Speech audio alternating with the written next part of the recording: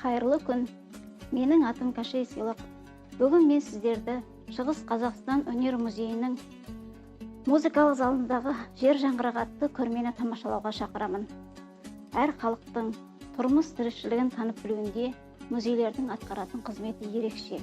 Өйткені онда әр халықтың тұрмыс тіршілігінен заттай айғақтар жинақталып сақталған. Адамның өмірінде оның рухани азығы музыканың, өнердің орны ерекше десек, әр халықтың музыкалық аспаптары сол халықтың өмірімен тағдырлас серігі болғанын аңғарамыз. Қазақтың кереметі оның баға жетпес мол музыкалық асыл мұралары.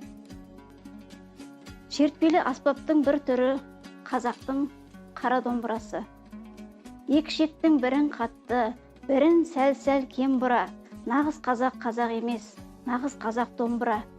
Қадыр ақынның осы өлеңінде тұңғиық терең тарих, тым биік асқақ талғам бар. Мәңгілік елдің асыл мұратын арқалаған қазақ елін домбырасыз елестету әсте мүмкін емес. Қазақта домбырадан шешен, домбырадан көсем дос жоқ. Тарихымыздағы ұлт жадының тұғырнамасы осы төл аспабымыздың төрге шығуымен тікелей байланысты. Яғни 2018 жылдың 13 маусымы ұлттық домбыра күні болып саналады. Осы шығыс өңіріне, орталық және оңтүстік Қазақстан өңіріне тән шертпе дәстүрі. Ол күйші Тәттімбеттен бастау алған. Ал бүгінгі біздің музейімізде осы домбыраның көрмемізде шебер Жолаушыбай Тұрдығұловтың тянь-шань шыршаларынан, қарағай ағашынан ойып жасалған Семей өңіріне тән 3 шекті домбырасы және 2 шекті домбырасы, Ақтан ақынның қызы Гүлнарға арнап жасалған домбырасы, Сәмілтіровтің 1942 жылы жасаған шығыс өңіріне тән домбырасы, сонымен қатар Зайсан өңірінің тумасы, халық режиссері Ораз Кәкеевтің өзінің ұстаған домбырасы қойылған. Домбыра туралы аңыз әңгімелерді көптеп айтуға болады. Ол туралы біз келесі экспозициямызда тоқталатын боламыз.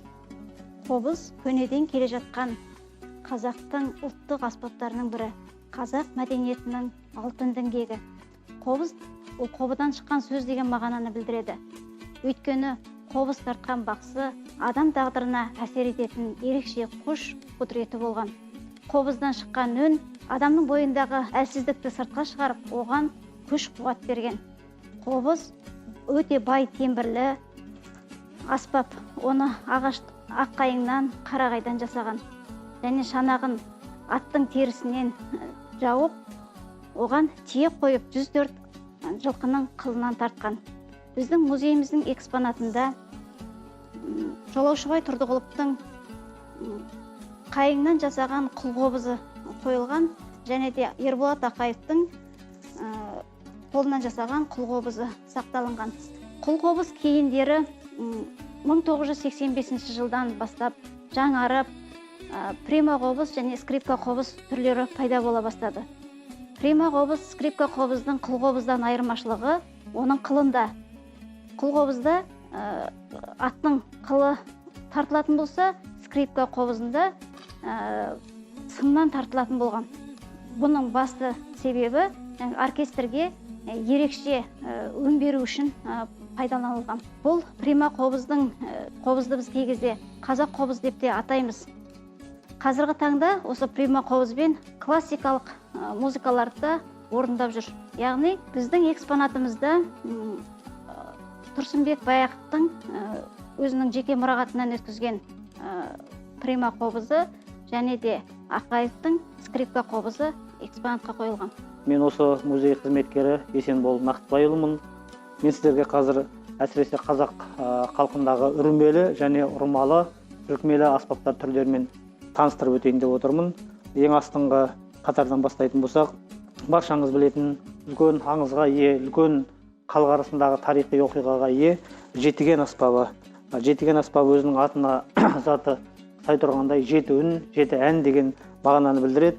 Бұл аспаптың шығу тарихы ертеде бір үлкен Данагөй қарияның жеті ұлы болған екен. Елге үлкен індет келіп, жеті ұлы бірінен соң бірі қайтыс болып, түгел барлық ұлынан айырылғаннан кейін ақсақал абыз осы ағаштан аспапты ойып жасап, оның ішегін қылғып, тиегін кәдімгі қойдың асығынан жасап, өзінің жеті ұлына арнап, әрбір ұлы қайтыс болған сайын бір-бір ішек тағып, бір-бір тиек қойып, бір күйден шығарып отырған екен. Жеті ұлы да өлгеннен кейін жеті күй қалған, жеті әуен, жеті күй деген мағынаны білдіреді. Жетіген аспабы көне аспаптардың бірі десек болады. Қазір ұлттық оркестрда, ансамбльдарда, жеке дауыстарда, ән айтуда да қолданып жүрген керемет аспаптың бір түрі. Келесі аспапты алатын болсақ, бұл дабылпаз деп аталады. Аты айтып тұрғандай, дабылпаз аспабы көне замандарда көшпелі халықтың мәдени тұрмысында ерекше қолданылған. Әсіресе жаңағы аңшылық, аң аулау, құс аулау барысында аңды үркіту үшін осы дабылпаздың дыбысын пайдалану арқылы қолданған болса, кейінірек бұл дами келе үлкен хан сарайына да өзінің тіршілігін кешкен екен. Жаңағы құрылым өзі айтып отырғандай, ағаштың өте берік, мықты, қайың, үйеңкі сияқты ағаштардың діңінен жасайды. Сол ағашты ойып, бетін өте мықты өгіз терісі, түйе терісі сынды кенеп теріден көп иленген, июі қанған мықты теріден бетін қаптап, ішіне ойылғанның бетін қаптап, осылай келесі керемет екінші қатарда тұрған аспап жасайтын болған. Бұл енді қазақтың көне тарихымен, көне заманымен, көне дәуірменен бірге жасасып келе жатқан сыбызғы аспабы десек артық болмас. Бұл сыбызғы аспабының қазір осы біздің қазақ қоғамына, қазақ тарихына, қазақ ұлттық аспаптарының қатарына енуіне үлкен ықпалды еңбек жасаған, ықпал еткен Кәлек Құмақайұлы. Моңғолия даласында осы сыбызғы өнері кең сақталғандықтан, қазақ даласына осы сыбызғы өнерінің кең тарауына, бұның көптеген осы сыбызғы күйлерінің алтын қорымызға енуіне ықпал жасаған.